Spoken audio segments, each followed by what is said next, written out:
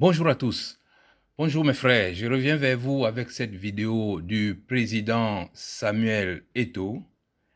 Un fauve, mais pas celui que vous pensez. En effet, celui qu'on disait programmé pour échouer a gagné, mais il n'a pas encore réussi. Donc, les options programmées pour échouer ou programmées pour réussir restent totalement d'actualité. Ce qui est important dans cette vidéo, c'est de montrer que la victoire de Samuel Eto'o est lourde de sens.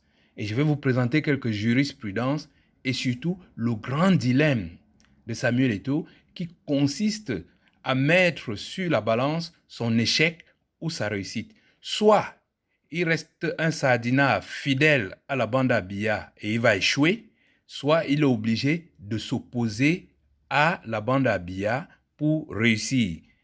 Et mieux, il peut devenir un allié du président Maurice Kamto. Alors, en 6 points, nous allons rappeler les enseignements tels que je vous l'avais montré dans une vidéo précédente de cette victoire et nous allons voir ces jurisprudences et surtout le grand dilemme de Samuel Eto'o et quelques indications sur les ambitions du Petiti national. D'abord, pour le rappel des enseignements, la vérité sur le glissement est établie. Samuel Eto'o avait convaincu son ami Ahmad Ahmad pour conserver la CAN pour le Cameroun et n'avait obtenu aucun milliard pour cela. Il avait juste eu la promesse de son poste de président de la FECAFOOT qu'il avait donné à Bombo Ndoya pour essayer de tempérer les ardeurs. Deuxièmement, est-ce que le Nord a pardonné à Samuel Eto'o? Je pense que non, puisqu'on voit le nombre de voix qu'a eu Bobo Njoya. 3. Le poids des anciennes gloires. Oui, Samuel Eto'o a œuvré pour se faire pardonner par les anciennes gloires du football. Un bon père pardonne à son fils. Müller et Jojo l'ont fait. Et c'est à mettre à l'actif du nouveau président de la FECAFOOT. Quatrième enseignement, et c'est le revers de la médaille, je vous le dis, si on ne fait pas attention, la FECAFOOT va devenir un petit club où on boit du bac de Jack Daniels tous les soirs. Et la preuve, depuis sa victoire, tous les conseils, toutes les critiques qu'on lui fait ne tournent qu'autour de son entourage. C'est vous dire que le choix de son entourage est clé pour inverser cette tendance et éliminer les Jack Daniels de la maison FECAFOOT. Voilà pour les enseignements. Revenons maintenant à la découverte. Eto'o est un fauve, mais lequel? Vous l'avez tous vu, que Eto'o passe son temps avec les lions indomptables, au point où tout le monde le confond immédiatement à un lion. Mais la réalité, je vais vous la décrire. Le jour de ces élections-là, Samuel Eto'o était debout pendant toutes les élections. Le seul moment où il était assis, c'était quand on comptait les voix. On l'a vu faire le vigile. Il contrôlait tous ceux qui entraient et sortaient de la salle. On l'a vu assurer les forces de l'ordre. On l'a vu en garçon de restaurant, il distribuait les pains et les sandwichs dans la salle. On l'a vu en conseiller de l'ECAM. Et on l'a vu dans ce rôle extraordinaire comme maître swap, défendant un contentieux électoral qui n'a pas encore eu lieu.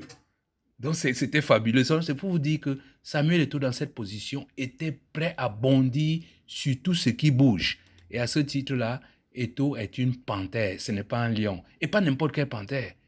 Une panthère noire, c'est-à-dire ça peut vous frapper au moment où vous ne vous attendez pas. Allez demander ça à tonton Sédou Bombo Njoya. Il va vous expliquer. Maintenant, les jurisprudences. Grand merci à Samuel Eto'o. Moi, j'ai énuméré ici 5 jurisprudences de cette victoire, mais allez sur les réseaux sociaux, vous verrez qu'il y en a des dizaines. Moi, j'ai retenu que 5 que nous allons passer en revue et vous allez comprendre pourquoi il faut lui adresser un grand merci. Premièrement, la double nationalité. Maintenant que nous avons un Espagnol à la tête de la FECAFOOT, c'est fini la clandestinité des doubles nationalités au Cameroun. Tous les petits ministres là, ils peuvent aller voter dans leurs ambassades sans plus avoir à se cacher. Même le locataire d'Etoudi peut maintenant revendiquer sa nationalité française ou genevoise, il est genevois, sans avoir à se cacher. C'est aussi simple que ça. Tout le monde, tous les étrangers peuvent être élus au Cameroun. Là, j'appelle maintenant à mon oncle grand-papa Antoine Bell. Si le Pititi ne réussit pas, ou bien s'il est appelé à d'autres fonctions, viens récupérer la FECAFOOT, puisque tu es l'intellectuel tu es l'intellectuel de ces footballeurs-là, et viens nous amener le football camerounais plus loin. J'appelle mon oncle Hervé Emmanuel comme papa, toi qui t'es battu pour les bêtises du RDPC, là, tu mérites ton poste de député. Reviens le récupérer immédiatement. N'attends même pas 2025. Prince Dédé Yango, l'américain, là, viens récupérer ton siège à l'assassin, mon frère. Quant à notre grand musicien, là, comment on l'appelle encore, Bona, mon frère Bona, ne va plus déposer ton passeport pour te le faire trafiquer. Reviens au pays, ouvrir un centre pour enseigner la musique à nos frères et à nos enfants. C'est fini tout ça. Voilà pourquoi on dit un grand merci à Samuel Eto'o. Deuxième jurisprudence, le code électoral. Une transparente, bulletin unique, disposition des urnes, pas de transport des urnes, dépouillement immédiat. Ça, c'est clair et net. Quand on a un bon code électoral, à la fin des élections, le vaincu salue le vainqueur. Aussi simple que cela. Alors là, je vous assure, ça, c'est le miel que nous a offert Samuel Eto'o, c'est le déroulement des élections. Il faudra projeter la vidéo de cette élection plusieurs jours avant toute élection au Cameroun. C'est le contrôle du vote, la surveillance des urnes, la présence sur les lieux de vote, la présence au dépouillement, consolidation des résultats. Ça, c'est la clé pour garantir une élection transparente. C'est-à-dire, les gars, chaque jour qu'il y a élection, chacun y va avec ses sandwichs, ses bouteilles d'eau. Vous votez, vous restez sur place. Jusqu'au moment du dépouillement, on compte les voix, on donne le résultat. Aussi simple que ça. Alors, la publication des résultats en 24 heures. Maurice Kamto l'avait déjà démontré en 2018. Il avait attendu 48 heures avant de donner les résultats, mais il l'avait le soir des élections. C'est exactement ce que a démontré Samuel Eto'o.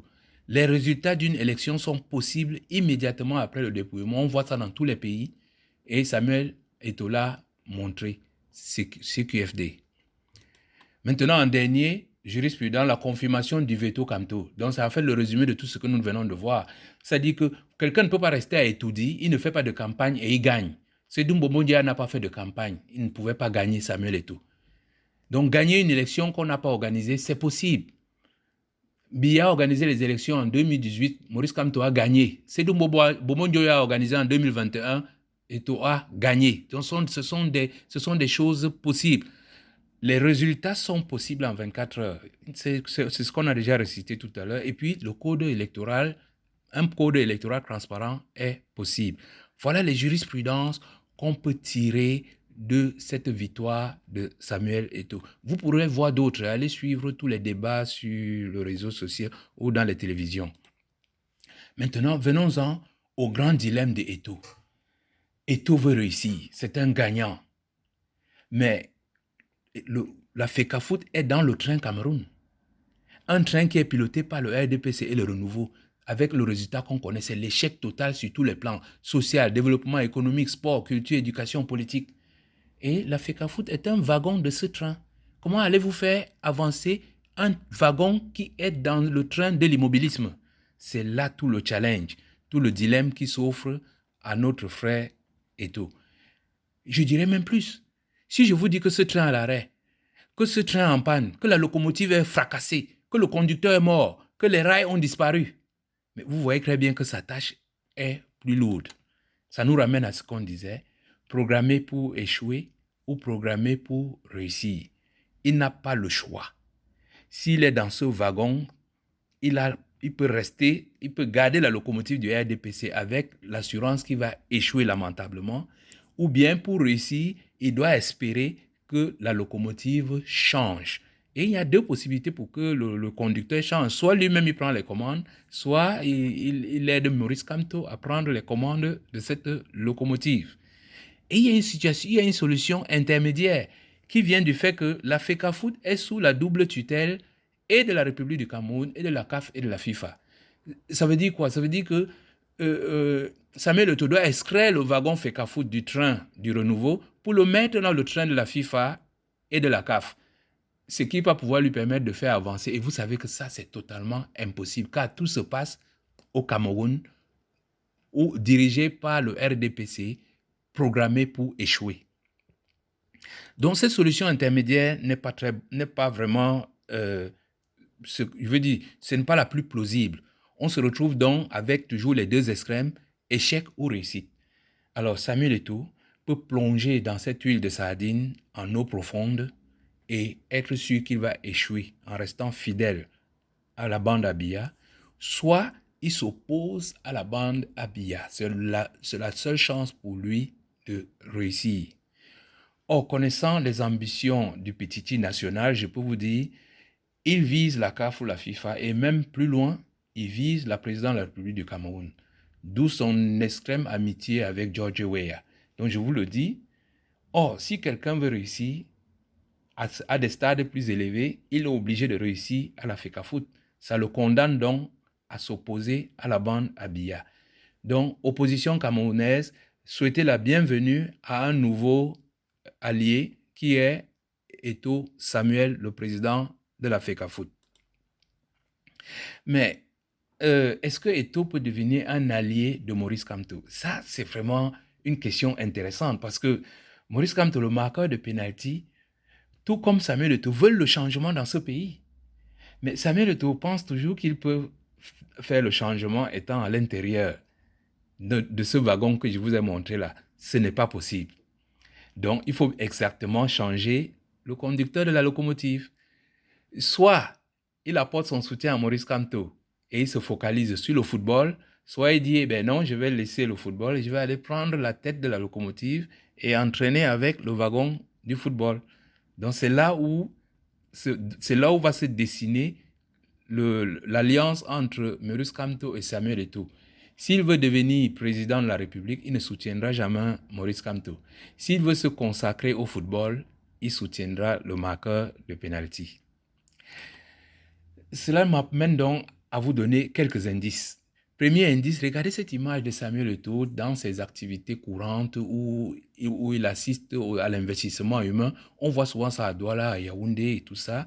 Et deuxième image, au lendemain de sa victoire, moins de 48 heures après sa victoire, il était déjà sur le chantier pour visiter le chantier du centre technique de la FECAFOOT à Oza.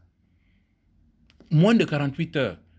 Donc ça prouve que Eto'o est un opposant au régime, parce qu'on ne voit pas le régime faire ce genre d'action. Olembe est à 2 pas de Etoudi, mais Paul Biya ne sait toujours pas où se trouve Olembe. Mais moins de 48 heures après son élection, il était déjà sur le terrain. Donc, c'est vous dire qu'il est vraiment dans l'opposition à la bande Abia. Deuxième séquence d'image, on voit régulièrement le Petiti entouré des soldats du BI à travers tout le pays. Maurice Kamto s'est fait régulièrement escorter, mais ce n'est pas pour les mêmes raisons, c'est souvent plus pour des raisons belliqueuses. Passons. Deuxième image. Ces images à Sambelima, extraordinaires. Les gens de Sambelima vous disent qu'ils n'ont jamais vu une photo aussi grande de toute leur vie. Je dis, la plus grande photo de Biya à Sambelima n'atteint pas le cas de cette photo de Samuel Eto'o qu'on avait affichée à Sambelima. Autre chose extraordinaire, ce jour-là, la ville était bondée. Il y avait des enfants partout, donc de deux choses. Soit les enfants ne sont pas scolarisés à Sambelima, soit ce jour-là, on leur a donné quartier libre pour aller accueillir, non pas le président de la FECAFOOT, mais le président ou le futur président de la République. Et c'est là où je vous dis, vous voyez très bien ces deux séquences d'images, vous voyez très bien que Samuel Eto'o est déjà un opposant, mais va-t-il aller jusqu'à soutenir Maurice Kamto ou lui-même prendre les commandes de la locomotive? Wait and see. Nous avons 4 ans devant nous pour voir toutes ces choses-là. Mais en attendant, je dois quand même vous rappeler que le Cameroun, ce n'est pas le Libéria. Voilà ce que je souhaitais vous partager avec vous, mes frères. Il y a vraiment beaucoup d'espoir dans cette victoire du Petiti national et beaucoup de jurisprudence qui vont aider le Cameroun et les Camerounais à avancer. Il y aura un avant 11 décembre et il y a eu un avant 11 décembre, il y aura un après 11 décembre 2021. Merci de m'avoir écouté. Partagez s'il vous plaît. Merci.